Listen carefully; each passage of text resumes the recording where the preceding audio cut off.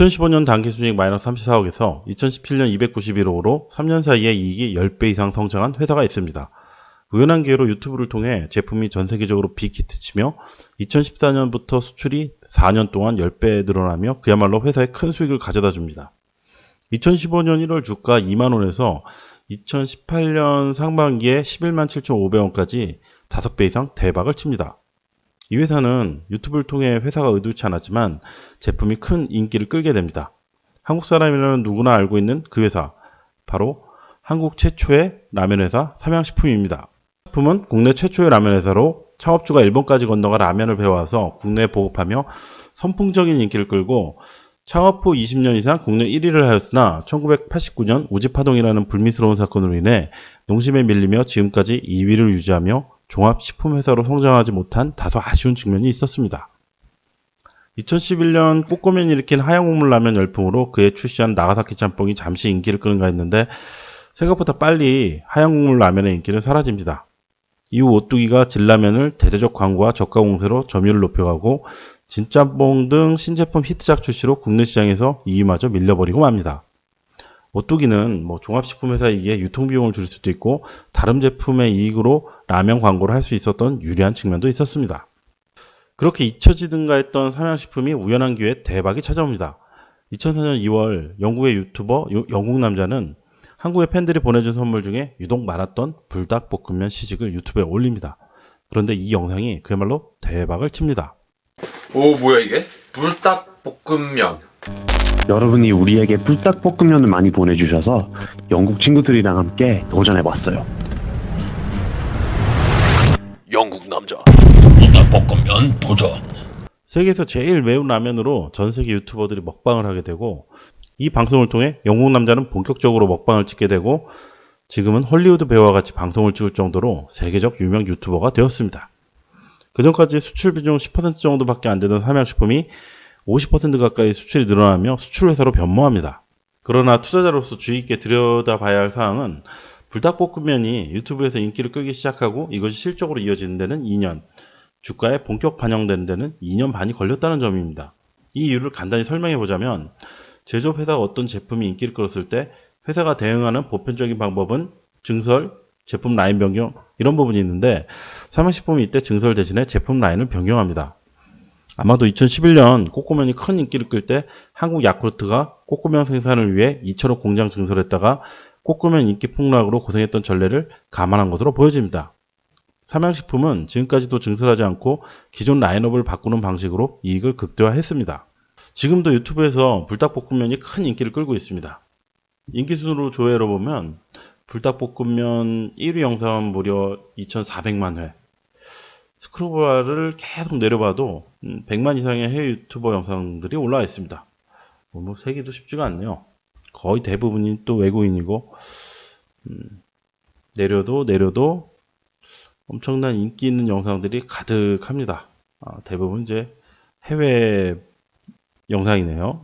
올해 상반기에 주가가 이제 피크를 찍었던 부분은 불닭볶음면 인기와 더불어 영국 남자의 평창올림픽 출연 선수들의 각종 먹방 후광 효과도 있었고 삼양식품이 평창 동계올림픽 경기장 근처 커다란 대관령 목장을 가지고 있다는 것도 주가에 긍정적 효과를 가져왔는데 이에 대한 재료 소멸의 영향도 있었습니다. 물론 가장 큰 이유는 올해 2분기부터 불닭볶음면의 인기와 매출이 성장이 주춤한 상황이고 이후에 뚜렷한 후속 인기 제품이 보이지 않는다는 점도 있습니다. 이 삼양식품은 투자자 입장에서 장점 중 하나가 참 분석하기 쉬운 회사예요. 소비자 접근성이 강하고 사업 내용을 이해하기가 굉장히 쉽습니다. 주력 제품이 라면인데 이 라면이 90%를 차지하고 다른 우유라든가 스낵 이런 부분은 이제 차지하는 비중이 적다 보니까 라면만 집중적으로 연구를 하게 되면은 이 회사의 추이라든가 다른 회사의 성장성 이런 것들을 파악하는데 어렵지가 않고 이 라면이라는 거는 누구한테 설명을 들을 필요도 없이 그냥 소비자 판매 동향 이런 거 보고 그리고 광고 이런 것만 봐도 모니터링하기가 쉽습니다. 그리고 이 회사가 업력이 굉장히 오래되다 보니까 히스토리도 이제 여러 가지로 많이 남아있고 이런 광고라든가 이런 회사에 대한 내용도 대부분 누구에게나 쉽게 공개되어 있습니다. 이 주가가 이렇게 오른 기간 동안에 주가에 또 영향을 미칠 이제 원재료비를 이제 한번 보면 되는데 이게 라면이라는 게 밀가루로 만들다 보니까 소매 가격 동향에 영향을 받는다고 볼 수 있습니다. 근데 운이 좋게도 2013년서부터 소매 가격이 꾸준히 내려와서 하향 안정세를 좀 유지하면서 제품 원가에 큰 영향을 주지 않고 오히려 이제 이익이 되는 이런 구조로 가는 바람에 상당히 도움이 된 측면이 있고요. 그리고 이제 환율 같은 경우를 봐도 원달러 환율을 봐야 되겠죠?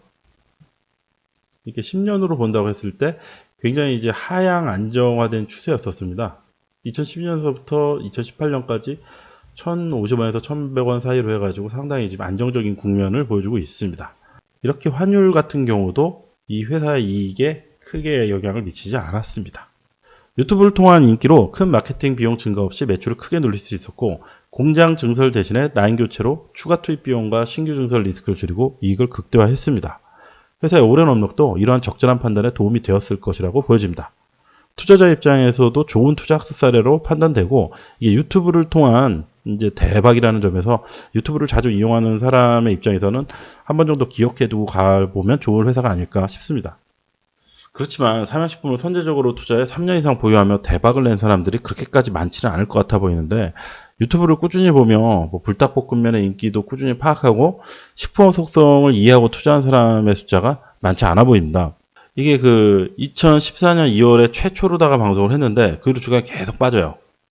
유튜브 영상 자체는 반응이 좋았는데도 불구하고 주가는 계속 빠지고, 2015년에는 오히려 주가가 거의 50% 정도? 이렇게 되면 이제 주주들이 버티기가 쉽지 않습니다.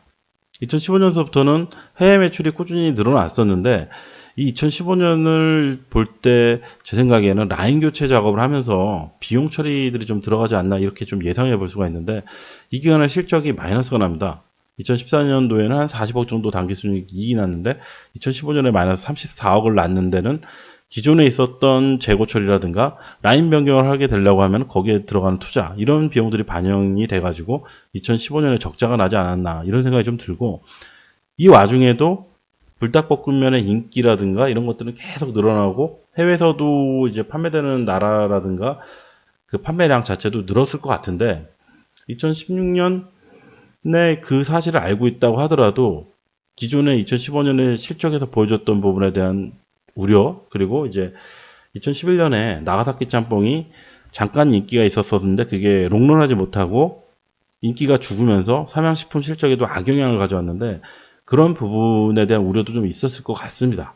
이 불닭볶음면도 지극히 매운 라면이다 보니까 취향에 대한 호불호가 좀 갈리는 측면이 있어가지고 오래가지 못할 것이다, 이러한데 우려가 있다 보니까 주가가 굉장히 오랜 기간 박스권을 보냈어요.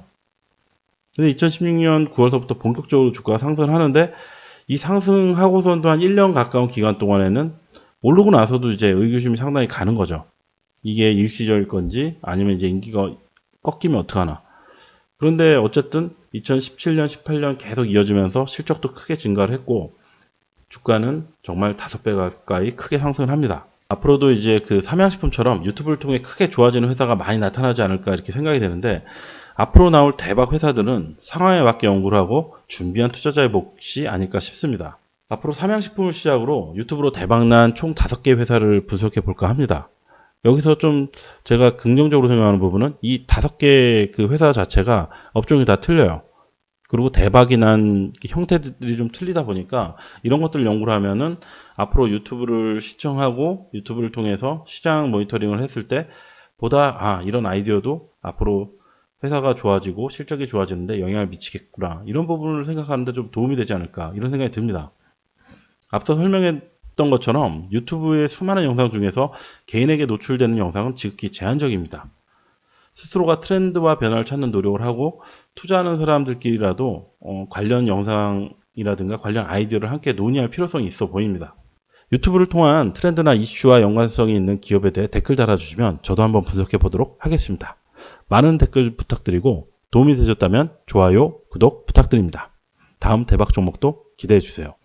여기까지 마치겠습니다.